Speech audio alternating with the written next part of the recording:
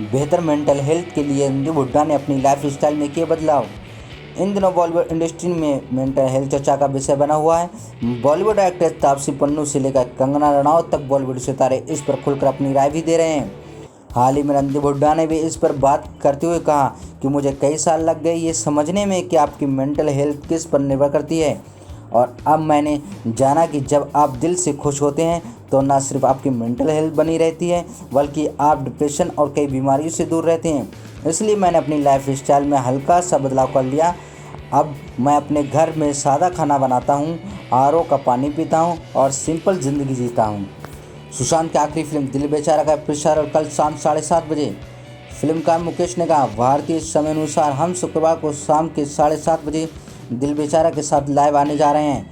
America, Britain और Canada में भी लोग इसे इसी समय पर देख सकते हैं। हम समय की घोषणा पहले ही कर दे रहे हैं ताकि लोग बाहर अपने कामों को निपटा सकें और फिल्म को देखने का प्लान बना सकें। फिल्मकार आगे कहते हैं, आमतौर पर ओटीटी पर फिल्म देखना एक व्यक्तिगत मसला है और फिल्में आधी रात को रिलीज़ की जाती हैं, लेकिन ये पहली बार है जब हम चाहते हैं कि लोग साथ में मिलकर अपने घरों में इस फिल्म को देखें।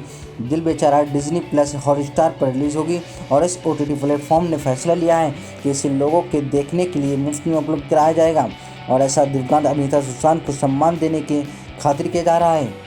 बच्चों की ऑनलाइन पढ़ाई के वास्ते स्मार्टफोन खरीदने के लिए बेची गाय, सोनू सूद ने बढ़ाया मदद का हाथ।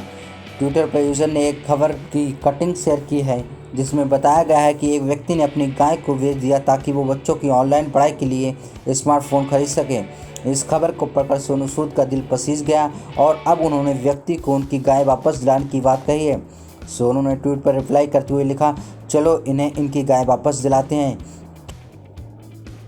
कपिल शर्मा ने सोनू सूद को कहा, आपने फिल्मों में विलेन का रोल निभाया लेकिन असल ज़िंदगी में आप हीरो हैं। कॉमेडियन कपिल शर्मा ने सोनू सूद की तारीफ करते हुए एक ट्वीट किया है। दरअसल सोनू सूद कोविड-19 के समय से ही चर्चा में हैं। वो अभी तक कई लोगों को ट्रेन, बस और फ्लाइट से उनके घर पहुंचा चुके हैं। हाल ही में उन्होंने अपने ट्विटर अकाउंट से सूचना दी है कि सभी छात्र चार्टर्ड प्लेन बिश्केक वाराणसी से लाए जाएंगे। इस पर कपिल शर्मा ने ट्वीट कर लिखा कि सोनू पाजी, इस समय आप जो काम ज़रूरतमंद लोगों के लिए कर रहे हो उसकी तारीफ़ के लिए हर शब्द छोटा है। फिल्मों में भले ही आपने खलनायक की भूमिका निभाई हो, पर आप असल ज़िंदगी में आप हमारे हीरो हो। भगवान करे आप दीर्घायु हो और हमेशा खुश रहें। नुसरत भरूचा ने कहा, मैंने अपनी असफल फिल्मों से बहुत सीख ली है। नुसरत भरूचा ने फिल्म इंडस्ट्री से बाहर की होकर भी इंडस्ट्री में अपना एक नया नाम बनाया है, लेकिन ये सब उनके लिए आसान नहीं था और जब स्थितियाँ खराब थीं तो वो स्वीकार करती हैं कि वो भी इसके प्रभाव से अछूती नहीं रहीं। वो कहती हैं, बेशक चीज़ें हमारे पक्ष में बहुत बार नहीं जाती हैं, ये जीवन है, और जब मेरी फिल्में नहीं चली तब मुझ पर भी इसका असर हुआ। तब मैंने परिवार और दोस्तों से सपोर्ट की उम्मीद की थी। आपको बता दें कि नुसरत भरूचा ने प्यार का पंचनामा दोनों सीरीज और सोनू की टीटू की सूटी जैसी फिल्मों में अभिनय किया है। फिर शुरू हुआ रणबीर आलिया की ब्रह्मास्त्र पर काम। अक्टूबर में शुरू हो सकती है शूटिंग। एक रिपोर्ट के मुताबिक ब्रह्मास्त्र की शूटिंग अक्टूबर में फिर होती दिख सकती है। बताया जा रहा है कि क्योंकि फिल्म को अब कोरोना काल में शूट किया जाएगा, इसलिए हर जरूरी सावधानी बरती जाएगी। सेट पर ज़्यादा लोगों को भी नहीं रखा जाएगा। फिल्म को अगले साल जून में रिलीज़ करने की तैयारी है। ऐसे में फिल्म की शूटिंग का जल्द ख़त्म होना ज़रूरी है। इसी से जुड़ी खबर ये है कि शायद आलिया और रणबीर डबल शिफ्ट में काम कर सकते हैं। दोनों 5 घंटे की 2 शिफ्ट में शूटिंग को अंजाम दे सकते हैं। वे सुबह 9 से दोपहर 2 बजे तक काम करेंगे और फिर 4 से 9 शूटिंग जारी रखेंगे। ऐसे में फिल्म के जल्द खत्म होने की उम्मीद है। भाभी जी घर पर हैं कि अनीता भाभी को रिप्लेक्स कर रही हैं सैफ अली जरीवाला, एक्ट्रेस ने बताई सच्चाई। टीवी सीरियल भाभी जी घर पर हैं कि एक्ट्रेस सौम्या टंडन ने शो छोड़ दिया है। ऐसी खबर चर्चा में है। नए एपिसोड में कई टर्न और ट्विस्ट देखने को मिलेंगे।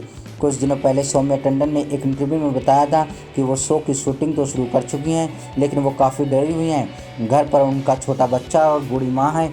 एहतियात बरतते हुए वो सेट पर अपना पर्सनल मेकअप लेकर जाती हैं।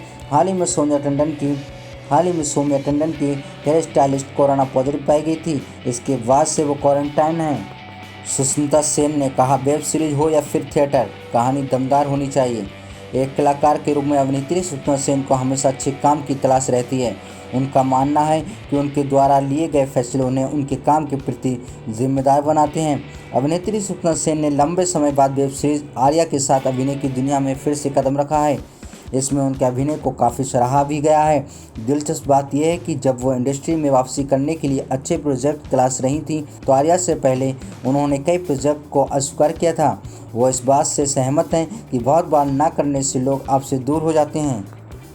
किर्गिस्तान में फंसे छात्रों को चार्टर प्लेन से भारत लाएंगे सोनू सूद, ट्वीट कर दी जानकारी। किर्गिस्तान में फंसे छात्रों को बॉलीवुड अभिनेता सोनू सूद भारत लाएंगे। सोनू सूद ने अपने ट्विटर अकाउंट से सूचना दी है। सभी छात्रों को चार्टर प्लेन बिश्केक वाराणसी से लाए जाएंगे। हिंदुस्तान ने किर्गिस्तान में फंसे मेडिकल के छात्रों की पीड़ा को प्रमुखता से उठाया था। किर्गिस्तान में फंसे मेडिकल के एक छात्र की मौत हो गई थी। इसके बाद से वहां पढ़ रहे छात्रों की स्थिति खराब हो रही थी।